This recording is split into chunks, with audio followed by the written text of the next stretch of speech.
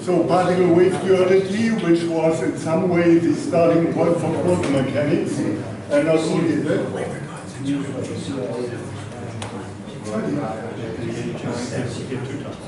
Yes, I know I have kind of cut it off now. It's raining. So, quantum mechanics is something about the mystery also of quantum mechanics, which is connected to particle wave duality, and so it's a good reason to talk about it, and there are also open questions which I want to address. So, the topic is particles have, as we know, behavior of corpuscles. In the case of absorption, for instance, they have the property of waves. In the case of scattering and double slit, as we know. And these matter waves are in some way the basis for quantum mechanics. Again, it became the basis for quantum mechanics. Matter waves are taken as the prime indication that modern physics are not accessible by imagination, but can only be treated mathematically or in an abstract way, as it was said here. That is a statement of quantum mechanics, but I do not follow this, but this is the state which we have. However, we will show that there are good chances for imagination and so a real physical understanding. That is my intention behind it. So my talk has two parts in general. The Boy's development of matter waves and deficiencies, there are some. And then today's possible state possible, not the real, also the possible state of understanding matter waves and some of its consequences. So matter waves historically, I think and I feel it was a great merit of Vigier that he postulated matter waves. It drastically changed the understanding of particles, and it was a starting point, as I said, for quantum mechanics. However, and that is a bad thing, his calculations are based on a logical error. It's a curiosity that experiments seem to confirm this calculation, and we will show why it's confirmed. So, facts about matter waves, again, the positive fact is scattering of electrons, for instance, cause interference patterns. And the negative fact, the formula of De Broglie is unfortunately unphysical, because his deduction is erroneous and the results have no real meaning. So we have to treat this in detail. So this is the starting point of De Broglie, and this is from his famous paper, for which he has got the Nobel Prize, I think, where he has started with it. He says, and this is a translation of Kretauer into English, having supposed the existence of a frequency for a parcel of energy, it has a frequency. Let us seek now how this frequency is manifested for an observer who has posed the above question. By cause of the Lorentz transformation of time, a periodic phenomenon in a moving object appears to a fixed observer to be slowed down by a factor, this factor you know it, Lorentz factor. This is the famous clock retardation. Thus, such a frequency as measured by a fixed observer should be this factor, a slowdown of this frequency by the Lorentz factor. I don't have to read it here. On the other hand, since energy of a moving object equals this, that means this Lorentz factor in the normal Lorentz factor is square root in the denominator. This frequency, according to the quantum relation, energy is time constant times frequency is given by this value. Here, this factor, this square root is in the denominator. So to say it again in a short way, the energy of a particle is related to the internal energy according to this Planck relation with all these relations which we know in this way. And if the particle is now set to motion, the frequency increases by the Lorentz factor. And simultaneously, in the view of De Broglie, the frequency has to decrease. So it increases and it decreases at the same time. And that is something which has confused him a lot. But the reason is, this is not wrong. The reason is De Broglie has misunderstood dilation. So De Broglie's solution was, he has tried to find a solution with this understanding, with conforming to this understanding, is he has invented a new, a fictitious wave, as he says, with a phase speed which is more than speed of light, which is synchronized with the particle. The wave weighs, this wave is, as it has a high phase speed, has a high frequency for an observer at rest. Following this increased energy, the increase of energy, the phase wave has a lower phase for a co-moving particle following the dilation.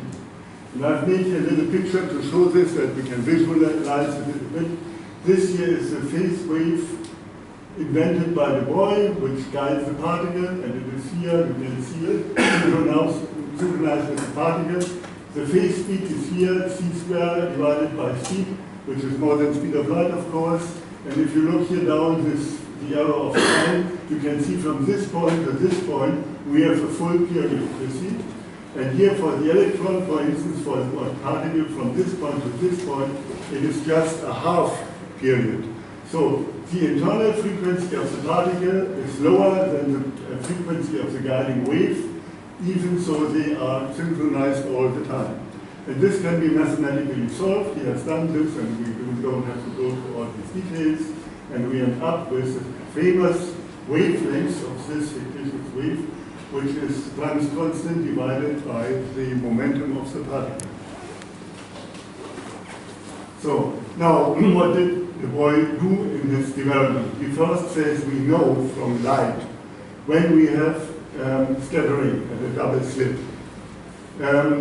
Here the light wave is coming, we have a double slit, and here we know that we have a maximum of intensity if the path difference between these both parts of the radiation is 0 or one wavelength or a multiple of the wavelength. And now the boy has said we assume the same thing for particle. And he says we have to take as a wavelength this wavelength which he has defined in the previous, as shown on the previous slide. And that works for elementary particles. That is his statement. Okay. Oh, there was something. Sorry. No. Okay. So the boy assumes that this phase waves gives the particle and the causes of guides the particle and causes interference, and that is the reason that this fringes also occur not only for light but also for an elementary particle. Okay. So, but we can run into a conflict. This definition of the boy is not Lorentz invariant, because assume if an observer at rest, he will see it so as wanted by the boy. Here's a scattering and a double slit, and we get this interference pattern. But now assume the following situation. You convert this into a frame, in the rest frame of this electron. Or we have an observer that moves, is co-moving with the electron. Then in this frame of this particle or of this observer, the momentum is 0, of course. And so the boy wavelength is infinite. Can an infinite wavelength cause interferences? It should not be able to cause interferences. It cannot work. This could mean no fringes here are visible. But there are fringes. So here we have a problem. So and the conclusion can be, or will be here, that the boy wavelength is unphysical. So what can we do with it? Or what is the situation explaining? I make a short summary, intermediate summary to say what have we learned up to now. This fictitious wave, phase wave, is a pure invention of the boy. It has no relation to any force, any field, or any other known phenomenon in physics. The phase speed, higher than c, seems to be in conflict with special relativity in the given configuration. Of course, we can have phase speeds which are higher than speed of light, but in different configurations. If the excitation comes from the side, it can happen, it can be infinite, and so on. But we send here's the wave sent out by the particle, and in the same direction, there's supposed to be an infinite wave, higher than c, phase speed, and that is not possible without violating causality. His motivation of this solution is based on a misunderstanding of special relativity, that means on dilation. We will come to this now. And the de Broglie wavelength seen from the particle, from the frame of the particle is infinite. And the question is, how can this cause interference fringes? Yeah, what is dilation? We have to talk a little bit about dilation. I don't want to bore you, but this is really necessary to understand this, and it helps for other things as well. So the normal simple understanding is that an observer addressed as a clock. Another observer with the clock is moving on, and this clock is said to be running slower, and that is dilation. But it cannot be so simple, because now the other observer can say, I am addressed, I look into my frame, and in relation to this frame, the other clock is moving. So A says B is slower, and B says A is slower, both, and that is in conflict, so this cannot be dilation. This is impossible. What is correct dilation? And that's a little bit more complicated. I've tried to show it here in a little picture. Sorry. If a man is far from me, he is small for me, but I am small for him. Yeah. It is the same thing. Yeah, that can be, that has to do with synchronization too. This also has to do with synchronization. And also this seeming paradox. Two moving with relation to each other, and I says B is smaller, and D says A is smaller, can be explained without conflict by the fact of synchronization. So we have to talk about synchronization, and that is the solution for this type of problem. So here we have a system, and we have distributed on the system a series of clocks. Now we have another system. There's a blue system, I say the red system. The red system is moving to the right. These clocks are synchronized, of course. These clocks are also synchronized in relation to this frame here, the red frame. But as seen from the blue frame, they look desynchronized. That means the clock in front is retarded, the clock behind is advanced, and at the end is advanced. And that is given here, that is the Lorentz transformation of time. And you see here the synchronization given by T and T dash is given by this factor x and v. The v is the speed here, and x is the position in this line. So we can also look to this, of course, from the other direction. Here now the observer is in the red system. Here the clocks are synchronized, and here he sees that, finds that they are synchronized, and from his view, these clocks here are also desynchronized. That means the front clock is retarded, and the clock at the end is advanced. And this now is something which has no conflict, because look to these pairs. If you look this pair seen from blue system and this pair seen from the red system, it is the same relation in both cases, and that means in this way dilation is not a conflict as this conflict which I've shown seemed to be in the first slide. This is what we have to understand. We can understand synchronization and all these things. So Lorentz transformation of time is here again, and now we look to some typical cases. This is one case, and this is a case that we have a clock here in this system, the moving system, and it moves here to this direction. And this is a system at rest. If the observers in this system at rest observe what this clock is doing, and you see it here, as seen from this system, this clock looks running slower. You see? And that is given here by this Lorentz transformation. That means here, for a position where I look to the other clock is a different position. You have to insert it here, and this x is given by the speed here again. And if we calculate all this, then we end up with this equation, and that is what was a concern of Louis de Broglie, that the clock runs smaller. This is also the situation if we have an unstable particle like a muon, which has a longer life because its internal clock is running slower. And this was a situation where de Broglie has referred to, because he said that was his situation, but it was not his situation. It's a different situation, and that is the following here. Here we have another thing. Here we have the system at rest, one observer at one point. And De Broglie speaks about an observer at rest. And now a sequence of clocks is running by here. And if this observer here looks at these clocks in the other system, you can see it here. The clock is, when it passes by, it seems to run faster.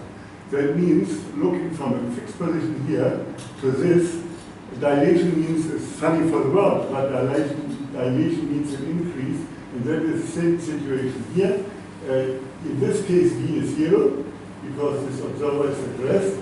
And if you solve this, then you have this Lorentz factor in the denominator. That means an increase in the speed of time. And this is a relation which De Broglie had to refer to, and he did not, but that was his mistake. You can also, if you think this is too theoretically or bad for imagination, you can listen to it or look at it in a different way. You can say, I have an electron passing. As it is moving, its internal clock is slowed down, but it has, of course, a wave around it. And now the fixed observer or another particle or whatever sees the electron coming towards it. And then this wave is, frequency of this accompanying wave is increased by the Doppler effect. And the Doppler effect is a stronger effect than the dilation factor here. So at the end, also if you look at this in this way, if it's plotted this way, also this observer or this other particle will see an increased frequency. So both ways to look at it are equivalent, and maybe the Doppler effect is better for the imagination. So the problem of De Broglie did not exist. De Broglie said there is something, an object in motion, so the frequency is increasing here, that is correct. Then he says we have a decrease of frequency by dilation, and this is in conflict to each other, but this is wrong because this equation of De Broglie is wrong. The increase of frequency by the correct dilation, as I've seen shown on the previous slide, is this one, and you see both are confirmed to each other. And the problem, which has way too much headings to De Broglie, this problem does in fact not exist, so he has no reason to invent something new. Okay, but now I've said that we have this problem with the De Broglie wavelengths, that the momentum is in the denominator, so the particles at rest, the De Broglie wavelength is infinite. Seems not to work, but the experimenters say, okay, we make experiments, and the experiments show that De Broglie is right. We see that the results confirm him. But that can be explained, and that is not so difficult. Here's the electron with the accompanying wave going through the double slit. And if the electron passes the double slit, then it will excite the material of the double slit for a very short time. And the double slit will also emit such a wave at the same time. And now we have on the other side the original wave frequency, the original frequency of the electron, and the frequency coming from caused by this material. And it's first the same, but the electron is moving apart, so it has and holds its own frequency. But the frequency here is seen for the electron delayed by or reduced by the Doppler effect. And now it's very simple to calculate what this means, what this Doppler effect does. This here, the Doppler effect. And now we have the superposition of two waves, of the original one and of the one reduced by the Doppler effect. And if we calculate this, then we get a beat frequency, and if we convert this to a wavelength using speed of light or something artificial, normal speed of light, we end up with this wavelength, and look, it is very funny, this is the De Broglie wavelength. And this De Broglie wavelength in this position controls the scattering of this particle, and so we get this result according to De Broglie's wavelength. But I've planned for 40 minutes, sorry, I cannot change it now. Okay, but now we have to understand that the Broglie's wavelength is something which happens here at a very short time for an electron, in a very short time, maybe 10 to the minus 18 seconds, and the region may be 10 to the minus 10 meters, but nowhere else. Here is, and this short movement controls this literally. The electron itself does not have this wavelength. Okay. At the hour again of the Boyle, you see it again, increase of energy on the one hand, or the Boyle says decrease of frequency, it's a repetition, sorry, and then from there is no conflict, but his understanding about dilation was wrong. So this relation makes no sense for a free particle because it is not Lorentz invariant in any other system that this wavelength is unsensible. So now, Du Bois was aware of this problem. And he has thought, of course, he has thought to solve it. And he has presented a solution in his Nobel lecture, which he gave 29 in Stockholm. And he has explained this conflict in the following way, or tried to give a solution in the following way. For him, okay, for the observer at rest, it looks like this, of course, that's what we know, and that it was. Now, he says, of course, if I go into the system of the electron, then the wavelength becomes infinite. That means this wave is no longer there. For him, for this observer, for this instrument no longer there, there is now an infinite wavelength. That means this line is going up and down here. Okay? Now, he has said, if I'm in the frame of the electron, then the whole apparatus, the double slit and the screen, will move towards the electron. And if it moves, we have again the deep synchronization effect which I've seen shown on the previous and the earlier slide. That means again this equation, Lorentz equation for synchronization, for time behavior and synchronization. That means an observer at this point will see as he moves a different time situation at different points here. And this observer will in fact see a wave, even so this wavelength from rest is infinite. He will again see a wavelength. And the funny thing is that the wavelength, or will see a wave. And the funny thing is that the wavelength is again the void. Okay, that could be a solution. And the boy has thought that this is the solution for this logical conflict. But I think it is not, because the problem is not what an observer here will see, but the problem and the question is, will we have here an interference with this pattern? And that we will have not, because this time situation, the phase of this wave depends on this factor, so on this parameter x. Yeah. That means for a fixed x, there is one fixed phase. All points with the same x have the same phase. And here all points of this screen have the same x. So all waves coming here under will arrive here with the same phase. And the phase interference will be independent of this direction. So there will be no interference. So to summarize it again, the Boyle's solution does not work. Even so, he has presented it with a novel figure in his novel talk.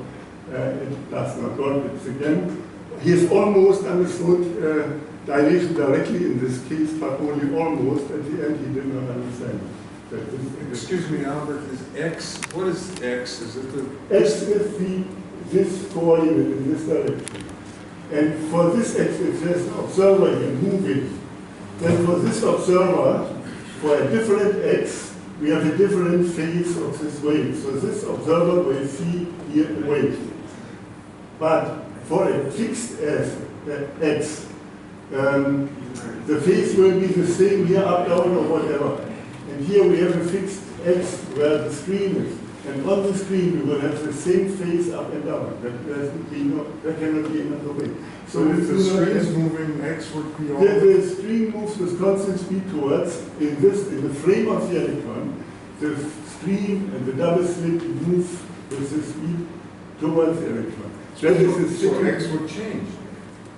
X will change, but of course X will change. but the x value and so also the phase is independent of this, call this the y direction. You can go up and down here, and you have always the same x, and so you have always the same phase. No, you don't have the same x. You have a different x depending on how far the spots on the screen are from the slit. No, You're not taking into account that there's a difference in those two. Look at this. This is a certain x here on this scissor. And this x is here and here the same. And so You've completely mixed up the carrier from the modulation. It's not modulation. You have to think in, you have to think in this time dilation relations of special relativity. And then this is, here you don't have different phases. The different phases change, of course, with time, but they do not change with the location. On this screen, Of course they do. It takes more time to get there. It takes more time from the lower slit. No, the phase speed is infinite, so it's no time. No, the phase speed of the carrier is different from the modulation. We're talking about the modulation here. It is a simple wave, so modulation and phase, and so it's all the same. We have only one parameter. That is not the modulation. You have only one parameter. No. That is here. Look to it. I have looked to it. You should read more than just my translations. No, this is, there's no, okay. I can only show it in this way. So, another point, the last little topic, there was wave, pilot wave. It was declared this pilot wave was his solution for the particle wave problem. He said one can understand it, Albrecht said one cannot understand it, it is too much for our brain, but he said one can understand it, he has presented it on the solver conference 28 in process. And, but Heisenberg has, on Bohr has declared his explanation of the pilot wave as nonsense, as de Broglie could not give an argument for the physics and the origin of the pilot wave. It was an invention without any reason, that was in position of Heisenberg. But if we take the particle one which I've introduced on Monday, we can explain it because we have this little particle, one or two subparticles over each other. They have a force, a field which binds them together, and this field, of course, is outside, and as this is circular motion, we have an alternating field here, and as it moves, we have a wave here. This wave arrives at double slit and makes an interference pattern, and these subparticles follow the wave. As they have no mass, they follow the wave without any delay. So we get a perfect pattern for the interference. And that is something, or a model, which de Broglie did not have at this conference, but now we have it, I think, and so it works. This is the explanation. Now, short to the Schrödinger equation. We know, I think, some words of the Schrödinger equation. Schrödinger has started with the Hamilton function. We know this is kinetic energy and this potential energy. Potential energy can be taken as zero for a particle. And then he has inserted this as energy, which is a kinetic energy. And here the wavelengths of the Broglie, and has constructed this wave equation. Here again we have a little problem. Here this term describes these oscillations in particles. But what is if the particle is at rest? Then again the momentum is at rest, and there is no time behavior anymore. And that is not the understanding which we, I think, have in quantum theory. And this is de Broglie, and de Broglie is anyway, I think I've shown it. So, there is, for particle at rest, there is no oscillation and no wave. Now, Dirac has done it in a different way. It says in the textbooks for a relativistic particle, we have to replace this energy by this energy. And this is the full energy, we know rest energy and the kinetic energy. And that works in the Dirac function. And to say this is only for relativistic particles is something nonsense, because also a relativistic particle can be at rest, and then this equation is still valid, but this equation makes no sense. So, yeah. So both energies are different, and only the Dirac function fulfills the equation which we all know. Energy is Planck constant times frequency, where energy is the full energy, not only the kinetic energy. Okay, now we can modify the Schrödinger equation using this, and that's my idea to do it. We insert here, we keep this term, but we understand this energy as a full energy. That means following energy is Planck's constant times frequency. And here we replace the wavelengths of the Broglie, which makes no sense, by the classical wavelength of the wave, which has the speed of light, speed of light. I think the Dirac function is so far correct, except for its use of the Broglie relation, that is not correct. And we have a consequence for the uncertainty relation, which is also affected. This part of the uncertainty relation is correct. We go this way because this relation is good, but this relation is not good in view that the Broglie wavelength makes no sense. Thank you. Thank you. Our last speaker before dinner is Jose Croca. While he's setting up, Ludwig has a comment. A short question. Did you read the PhD thesis of the Broglie? I've read it partially. I've read these parts which are affect this problem. Yeah. Because the Broglie had some problems, because he wrote his thesis with Langevin, and the community of the person that said it's wrong. But Langevin said, send a copy to Einstein. When Einstein read this, because said, excellent, it must be defended. And Einstein has not seen any error in this, because excuse me here, in the Broglie thesis, he chose real macroscopic waves. Here are different, here.